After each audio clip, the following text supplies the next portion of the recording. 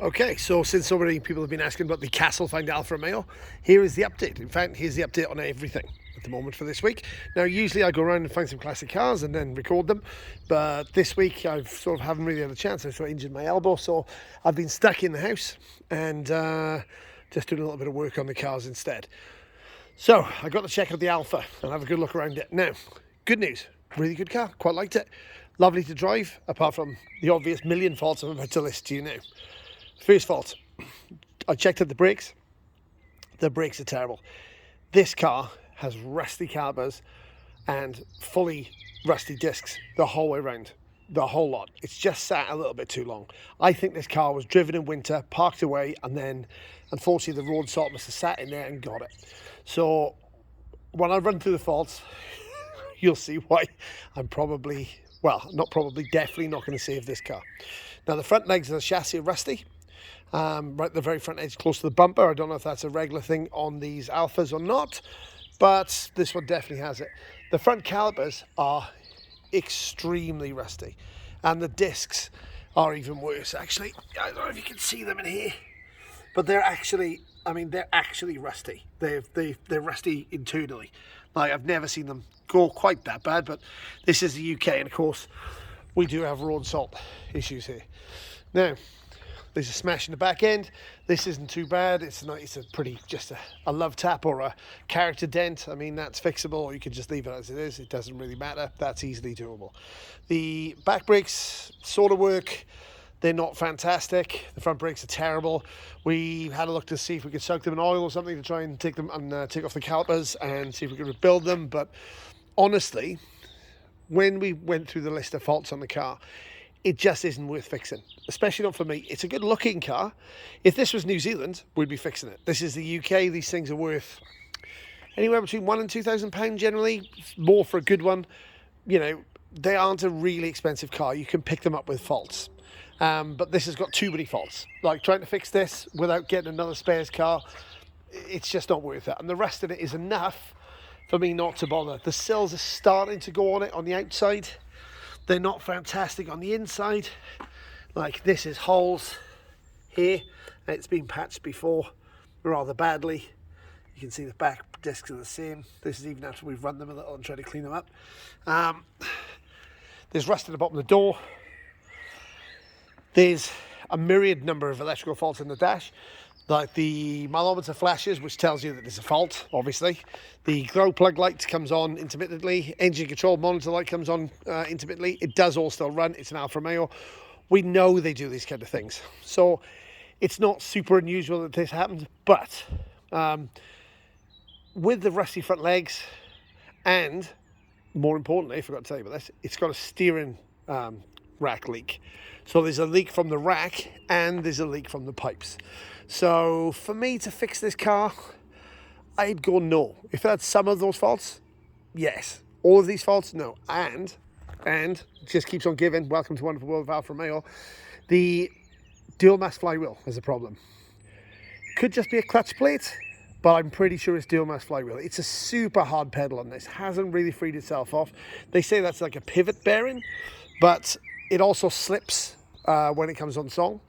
It's got a fantastic engine. The engine's great, but unfortunately, it's just wrapped in too many faults. It sat off the road a little bit too long. It just wasn't, you know, I mean, it was never looked after. It didn't get run at that point in time on. It was just parked up with the power steering fault was actually what parked it up. And then it never sort of came back out again. And during that time, the calipers and the discs have really deteriorated. Plus, they weren't in the first flush use, obviously, when it went away.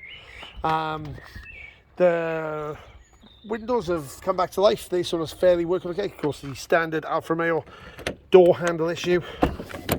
They all have that. Fires up on the button. We've got a new battery in it. We've run it a bit. I figured some of these faults would just be, you know, low voltage or whatever. Let's see, fire up and let's see what this other faults what come up. Here we go.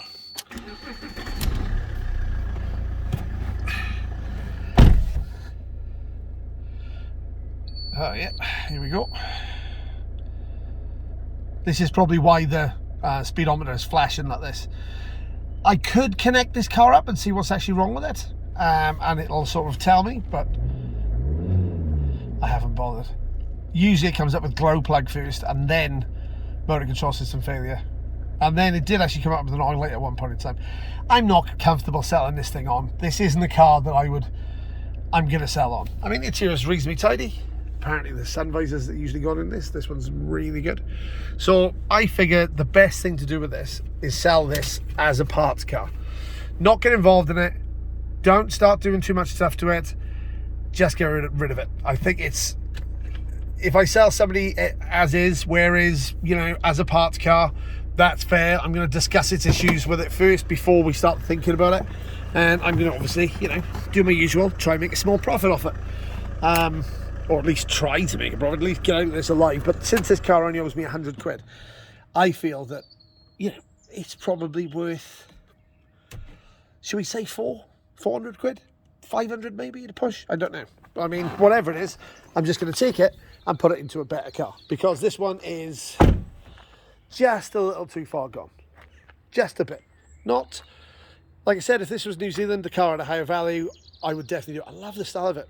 But Tony, come on, I mean, you really did knock this one at the park. Again, fantastic. So, this one's off for the chop. I'll tell you how much I get for it. Let's see if we're making a profit off it. Fingers crossed, it owes me 140 quid all in.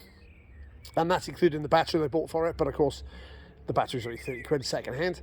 Why buy batteries new if you can get decent second hand ones? Buy those instead. Recycle, reuse, repair. That should be the mantra of the channel.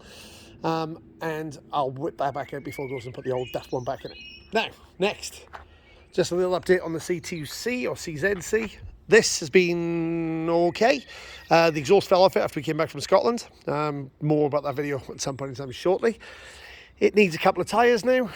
These are cracked at the back. I should really have looked at them before. It's just perished, they are, but these are, otherwise, what a great little car. Still having fun in it, still drives great. Good with the top down. It's been a lot of fun in summer, and I have to say we've had a pretty good summer. The weather's been really nice. The farm's looking pretty good. I'm hoping we're going to get some rain now today. Not often you hear me say things like that, but you know, I'm on a farm now, so I get to be grumpy about it not raining, and I get to be grumpy about it raining, so that's good. Now, little more update. I bought this 1992 xj600. Cheap bike, MOT'd. Of course, nothing's taxed anymore. You have to re-tax it yourself when you buy it. But it had a pile of MOT on it. It was 500 quid. How can I really grumble about it? I mean, it goes. It's got, it was a little bit uglier than this. It had some huge, big white Yamaha letters on the tank, which I got rid of. And I'm going to get stuck into doing a few bits and pieces on this to get it a bit more user-friendly. The exhaust blows really terribly. I mean, really obnoxiously loud. It sounds like something from Mad Max, which is not necessarily such a terrible thing, but also not such a great thing. It's only the 600, so it's a pretty mid-sized bike. I've been having a lot of fun on it. The fork seals are blown, the exhaust is blown, but it's MOT'd, it's usable. I drive it. I've been riding around on it. It's actually a bit of fun. Nice to be back on a bike again, especially when the weather's good like this. I use it for running around the shops. We're just across the top of the mountain. I mean, this one's, you know, been used fairly hard, put away wet. It's not a perfect bike in any way, shape or form, but 500 quid doesn't buy you much in the world of road legal bikes anymore. Or anywhere, I suppose. Maybe in the States, you could probably get one for that, but not here. So, that's been a bit of fun. I can't imagine why somebody bought this in 92 when you could have bought a Diversion. I mean, like somebody actively went into the Yamaha dealer, but no, I want the old one. Please give me the old one, and they bought this one instead. Actually, not a bad bike. Pretty basic. Nothing really too hard to work with. You know, it's done 35,000 miles, so it's done a reasonable click on this thing. It's got a fuel gauge, which is nice. Rev counter, obviously it's a bike, they should have that. It's a pretty basic old bike, actually. It's not a bad machine, you know. Mid-sized tourer, I suppose. I think as I've got older, I find them easier to ride at 600cc than I do for the bigger bikes, because just the weight, you know. It's just, this thing's pretty light. Compared to a modern bike now, it's a damp handkerchief, I guess. Oh, actually, wait a minute. What am I talking about? It's gone the opposite way with bikes. Bikes have actually become lighter. Like, but the bigger bikes, they're still heavy. You ride like one of these full dresser things, and it's got a lot of weight to it, even though the weight is low. I mean, this is still throw-aboutable. It's great on a country road, and it's just a lot of fun around town, which you don't have that much fun on a chopper, I guess. Well, I don't anyway. So we'll see how I get on with this. Needs a paint job, needs a service, needs some fork seals, needs exhaust done. Usual thing, but we'll get on with it. Like I said, the farm is looking really good. If you're still stuck with me, so I'll give you a quick tour around. It's the first time in a while that we've actually had horses back up here, because really we need to keep the field down a little bit before it sells. So we're here for a little while. Just got used to it now. Looks beautiful in summer. It's like lovely on top of the mountain. It's, I guess I've got a little way to go before it's finished. Probably might even be here till winter. So at that point in time, I don't know what cars I'm going to be showing around. It's that cat walking up the driveway. Okay, these are the horses. Quite happy in the back of the field. Our happy little lawnmowers. Look at this, keeping the grass down. Starting to. I'm going to have to cut all these dock leaves down and deal with those. But yeah, it's quite nice. So I hope everybody's doing well.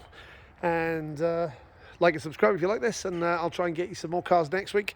We'll try and do something a bit more interesting. I've got a couple of Jaguars to look at around here, and talk to you very soon. And obviously at some point in time we're going to go like a Tommy Davis's microcar, which is hilarious, and then we'll replace the Alfa with something a little bit more interesting.